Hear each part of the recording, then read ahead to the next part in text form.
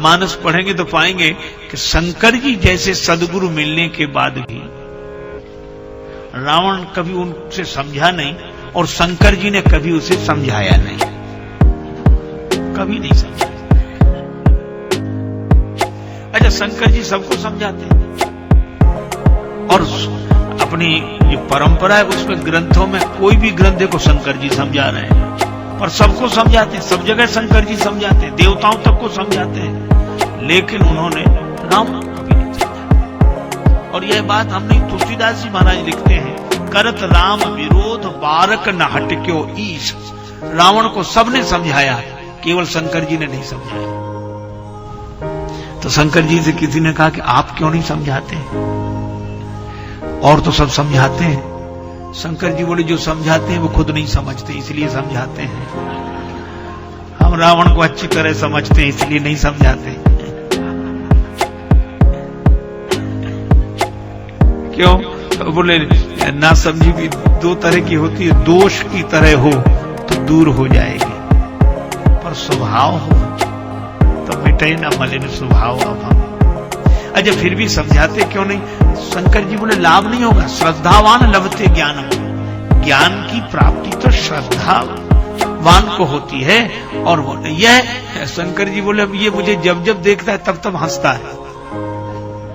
तो कहा कि आपको देखकर क्यों हंसता है? कहा कि जैसे ही मैं सामने जाता हूं तो यह हमारी ओर देखकर हंसता है, फिर कहता, गुरुजी इधर देखो। तो हम पूछते, क्या देखें? तो ये कहता है कि आपके तो 5 ही सिर हैं, इधर तो 10 हैं, तो हम तो आपसे दुगने पहले ही हैं। तो जो व्यक्ति गुरुजी से अपनी समझ दुगनी समझे, उसको गुरु लोग समझाएं भी तो कैसे समझाएं?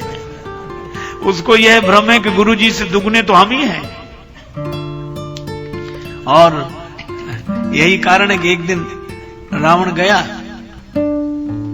तो कैलाश पर्वत हिलाने लगा। अब कैलाश पर्वत हिला तो शंकर जी भी हिले।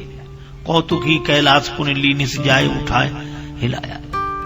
तो कैलाश पर्वत हिला, शंकर जी हिले तो पार्वती जी और सब हिलने लगी कैलाश पर जितने। तो पार्वती माता ने पूछा कि हे देवादिदेव महादेव, क्या हो रहा है ये? शंकर जी मुस्कुरा कर बोले, चेला आया है, चेला आया है, चेला।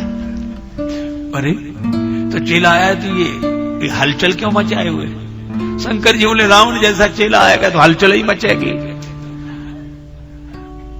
क्योंकि जो गुरुओं के यहां जाकर भी हलचल मचाते हैं, क्योंकि गुरुजी से अधिक खोपड़ी वाला अपने को समझते हैं, उनके 5 हमारे 10, ये खोपड़ी वाले हलचल ही मचाते हैं।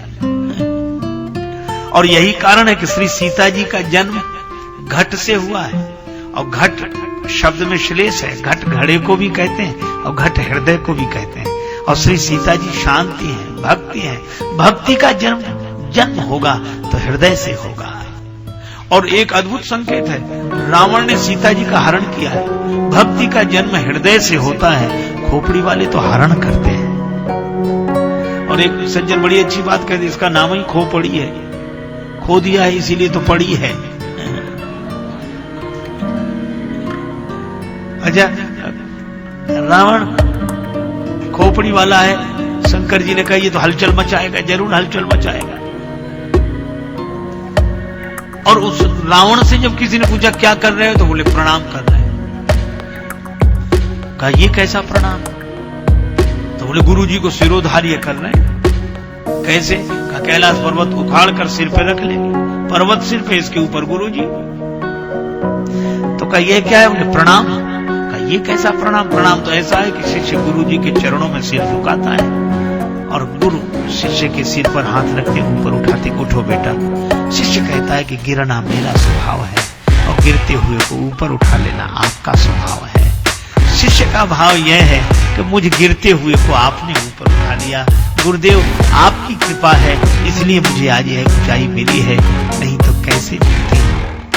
जब तक बिके न थे कोई पूछता न था, तुमने खरीद कर अनमोल कर दिया। भाव तो यह है। पर रावण बोला इस तरह मैं प्रणाम नहीं करता। क्यों? का सबकी तरह प्रणाम करूं तो सब में और मुझ में अंतर क्या है? का वैसा प्रणाम नहीं करते, ऐसा करते हो क्यों? रावण बोला इसलिए कि मैं ऐसा चेला नहीं जिसे गुरुजी ऊपर उठा। मैं तो ऐसा चेला हूं जो गुरुजी को ही ऊपर उठाए हुए हूं, सारी दुनिया देख ले। बोले मैं लोगों को दिखाने आया हूं कि गुरुजी के कारण मैं ऊपर नहीं उठा हूं, मेरे कारण गुरुजी ऊपर उठे हैं। बहुत बार चेलों को लगता है कि हमारे कारण गुरुजी ऊपर है, और रावण को ऐसे ही लगता है। तो रावण को गुरुजी हमेशा छोटे दिखते हैं अपने से, पर हिमालय से ऊंचा, आकाश को छूने वाले शिखर हो जिसके, और उसने नारद जी को जब देखा, उन्हें हिमालय राज ने निज सौभाग्य बहुत गिरी वरना कि आज मेरा बड़ा सौभाग्य क्यों? सद्गुरु आए।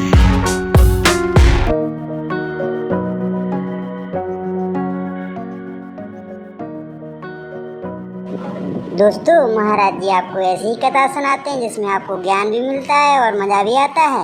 ऐसी ही कथा सुनने के लिए हमारे चैनल को सब्सक्राइब कर लें ताकि ऐसी कथा आप तक पहुंचती रहे। हाँ।